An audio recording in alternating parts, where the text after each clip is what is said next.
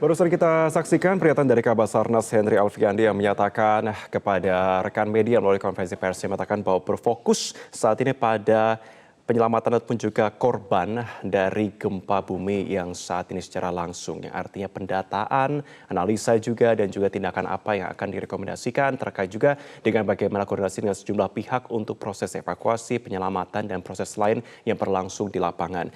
Dikatakan dan dikonfirmasi langsung oleh Kabasarnas untuk korban meninggal dunia berjumlah 162 orang. Korban luka-luka mengalami 326 atau berjumlah 326 orang dengan unit kerusakan rumah terdata hingga saat ini 13.784. Maksud kami konfirmasi ulang terkait dengan korban mengungsi pemirsa adalah 13.784 orang dan total unit kerusakan rumah ada 2.345 rumah. Inilah situasi yang kami tangkap pada beberapa waktu yang lalu. Dan terkait dengan gempa bumi ini, Badan Riset dan Inovasi Nasional atau BRIN menyatakan gempa yang mengguncang wilayah barat daya Kabupaten Cianjur, Jawa Barat berpotensi merusak. Meski tidak berpotensi tsunami, namun kewaspadaan harus tetap menjadi perhatian dan prioritas bersama. Selengkapnya kita akan membahas bersama peneliti Pusat Riset Geoteknologi Badan Riset dan Inovasi Nasional atau BRIN, Eko Yulianto. Selamat pagi Pak Eko, sudah bergabung bersama kami. Selamat pagi. Ya baik, Pak Eko, apa yang menyebabkan gempa Cianjur ini begitu merusak? Apakah karena kekuatan gempa atau ini dikategorikan gempa daratan? Agak rancu ya Mas ya. Jadi semuanya mungkin benar. Jadi ini gempa daratan, artinya sumber gempanya adalah dari patahan yang ada di daratan. Dia menjadi begitu merusak biasanya untuk gempa daratan itu karena memang pusat gempanya relatif dangkal, sekitar 10 km, 15 km seperti itu. Dan kalau apa yang kemudian menjadi faktor merusaknya yang pada kasus gempa yang sebenarnya tidak terlalu besar, hanya 5,6, kemungkinannya adalah struktur bangunan dan mungkin juga posisi bangunan dalam artian yang berkaitan dengan kekuatan tanahnya. Dari kasus ini kita tahu bahwa sebenarnya rumah-rumah masyarakat kita itu meskipun barangkali secara estetik kelihatannya sudah cukup bagus, dalam konteks struktur mungkin masih perlu diperbaiki. Oke, Pak Eko, analisa Anda juga terkait dengan penyebab apakah gempa ini berasal dari sesar lokal yang ada di sekitar lokasi gempa atau seperti apa? Iya, kalau dari rekaman yang disampaikan oleh BMKG memang berada di darat sumbernya ya. Secara posisi barangkali sedikit di utara daripada sesar Cimandiri yang selama ini lebih dikenal oleh masyarakat gitu. Itu berdasarkan analisis beberapa kawan gitu. Jadi tidak berada di garis itu. Nah, apakah kemudian berarti ini adalah bukan sesar Cimandiri? Ya, boleh jadi gitu, boleh jadi adalah sesar yang masih perlu dipetakan atau tidak dikenal gitu ya. Atau nggak tahu apakah mungkin opsinya adalah memang jalur yang dilalui sesar Cimandiri tidak seperti yang kita kenal sekarang sehingga perlu dikoreksi misalnya gitu. Oke, dari analisa Anda juga, apakah gempa ini bisa berpotensi terjadi gempa susulan dan beberapa waktu ke depan sampai dengan situasi ataupun juga sesar ini lebih stabil atau seperti apa? Iya, kalau itu hal yang sangat normal bahwa sebuah gempa akan diikuti oleh gempa-gempa susulan beberapa puluh atau kadang-kadang beberapa ratus gempa susulan yang secara umum akan semakin melemah sampai ke stabil. Tapi meskipun gempa-gempa susulan tadi skalanya relatif lebih kecil daripada gempa utamanya, masyarakat atau kita juga perlu waspada karena biasanya gempa utama itu akan mengakibatkan bangunan kita sudah tidak terlalu kokoh, retak dan sebagainya, sehingga jangan-jangan karena itu kemudian gempa susulan yang sesungguhnya lebih kecil bisa membuat bangunan yang sudah rusak itu menjadi roboh. Jadi masyarakat harus tetap berhati-hati ketika mereka merasa bahwa rumahnya masih bisa ditinggali. Jadi pemeriksaan sesama perlu dilakukan sebelum kemudian memutuskan untuk kembali ke dalam rumah. Oke Pak Eko, kemudian bagaimana proses tanggap darurat yang harus dilakukan dalam situasi kali ini? Kita akan bahasnya usai jeda, tapi tahan dulu Pak Eko, kami akan kembali pemirsa, tetaplah bersama kami di Metro TV. Baik, kami akan kembali juga perbincangan kami bersama dengan peneliti Pusat Riset Geoteknologi BRIN, Eko Yulianto. Pak Eko masih bergabung bersama dengan kami. Ya, Mas. Baik, Pak Eko, pertanyaan saya tadi sebelum sempat jeda juga, bagaimana seharusnya proses tanggap darurat yang harus dilakukan kali ini? Ya, kalau terkait tanggap darurat, secara umum mestinya ada dua hal yang perlu dilakukan di samping menangani korban, ya, baik yang meninggal maupun yang luka-luka dengan baik. Perlu juga dilakukan kegiatan yang sifatnya adalah mengakses atau mencatat, mendokumentasikan kerusakan-kerusakan supaya kemudian data itu bisa digunakan untuk landasan mengeluarkan kebijakan selanjutnya yang berkaitan dengan upaya pengurangan risiko gempa bumi di Cianjur maupun di seluruh Indonesia secara umum. Nah, ini yang perlu memang dikuatkan untuk konteks kebencanaan di Indonesia, yaitu tanggap darurat tidak semata-mata membantu para korban saja, tapi juga kita perlu mendapatkan data yang berkaitan dengan bencana yang terjadi supaya kemudian kita bisa mengurangi risiko bencana di masa-masa yang akan datang.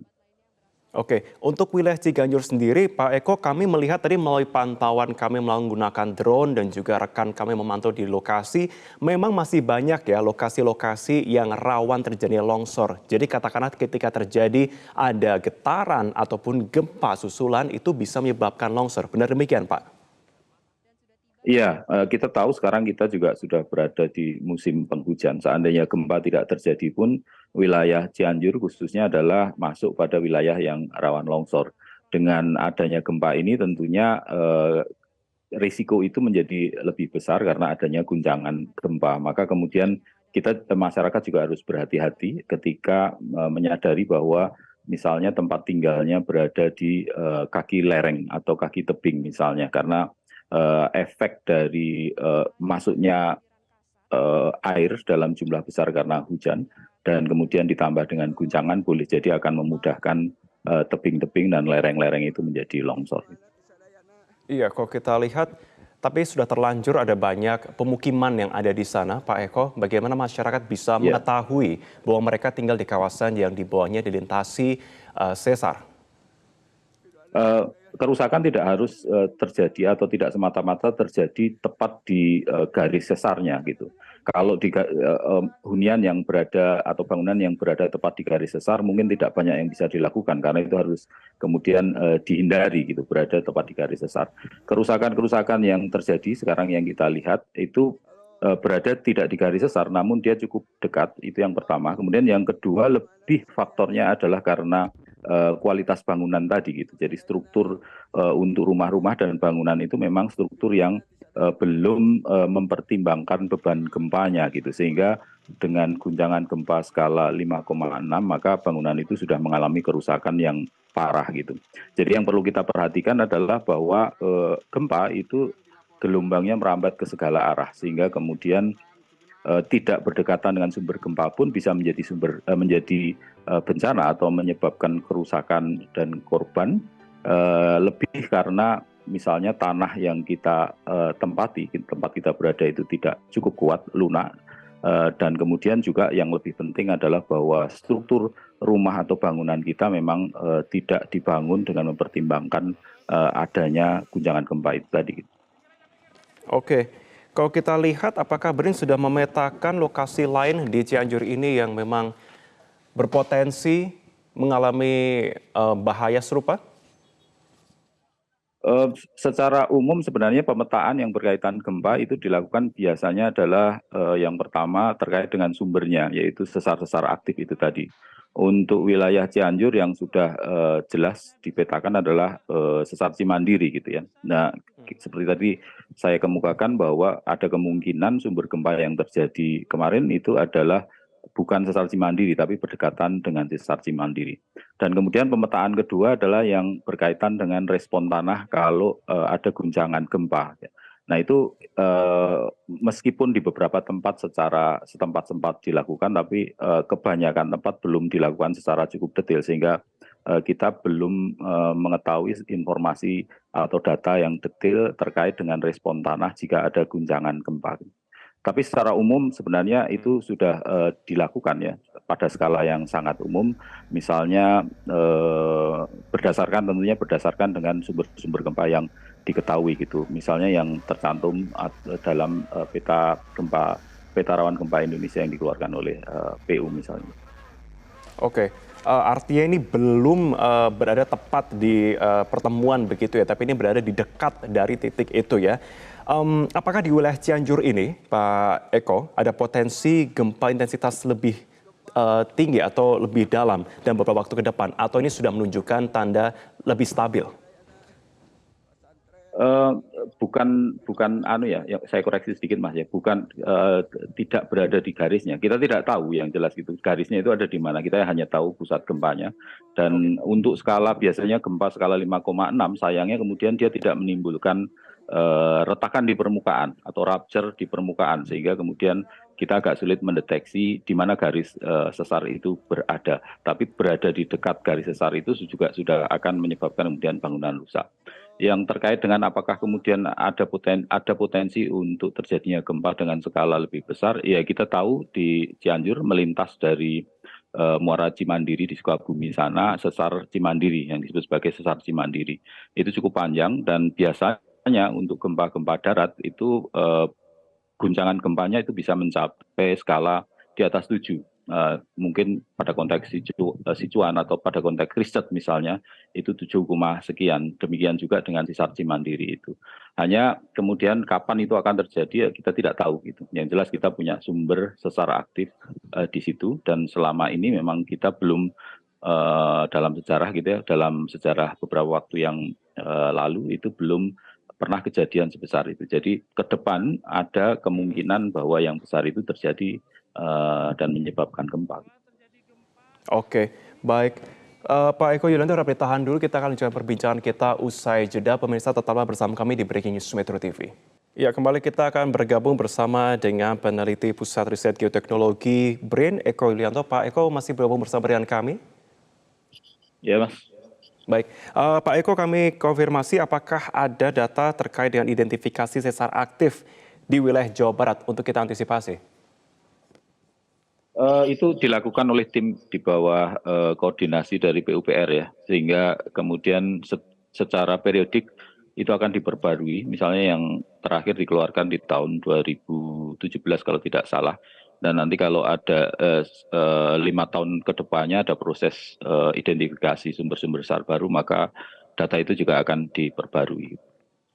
Oke, berangkat tentunya dari kejadian saat ini, proses evakuasi yang juga masih berlanjut dan proses antisipasi selanjutnya untuk bisa meminimalisir terjadinya kejadian di masa mendatang. Apa rekomendasi yang bisa BRIN berikan? Iya, secara umum himbauan yang sering disampaikan kepada masyarakat adalah membuat atau memperkuat rumahnya sehingga tahan gempa. Tapi itu bukan sesuatu yang mudah dilakukan oleh masyarakat karena keterbatasan anggaran atau uang dan sebagainya gitu. Tapi setidaknya gitu, kalau misalnya gempa itu terjadi, kita berharap manusianya selamat gitu ya. Kalaupun bangunannya rusak, manusianya selamat sehingga kalau rekomendasi saya adalah kita perlu melakukan kampanye di seluruh Indonesia. Itu adalah tentang perlunya memiliki ruang aman di setiap rumah gitu. Karena yang harus dilindungi itu sebenarnya adalah masyarakat Indonesia yang sudah memiliki rumah, namun kualitas rumahnya itu umumnya belum baik. Sehingga kalau ada guncangan maka rumah itu mudah roboh. Supaya kemudian penghuni rumah itu selamat, maka di dalamnya perlu ada ruang aman. Ruang aman itu bisa benar-benar berupa ruangan yang memang diperkuat, misalnya satu kamar tidur atau kamar mandi, kalau kamar tidur terlalu besar supaya tidak terlalu mahal. Tapi juga bisa perabot, misalnya apakah meja yang kakinya diperkuat atau tempat tidur yang kakinya juga diperkuat. Atau tangga yang memang dibuat konstruksinya kuat sehingga jika terjadi guncangan tiba-tiba, terutama pada malam hari, kemudian penghuni dalam rumah bisa masuk ke dalam ruang aman itu sehingga kalaupun misalnya bangunannya atau atapnya runtuh dia tetap terlindungi oleh ruang aman itu sehingga tetap bisa diselamatkan. Demikian, Mas. Baik, terima kasih peneliti Pusat Riset Geoteknologi Badan Riset dan Inovasi Nasional atau BRIN, Eko Yulianto sudah bergabung bersama dengan kami di Metro TV. Terima kasih Pak Eko.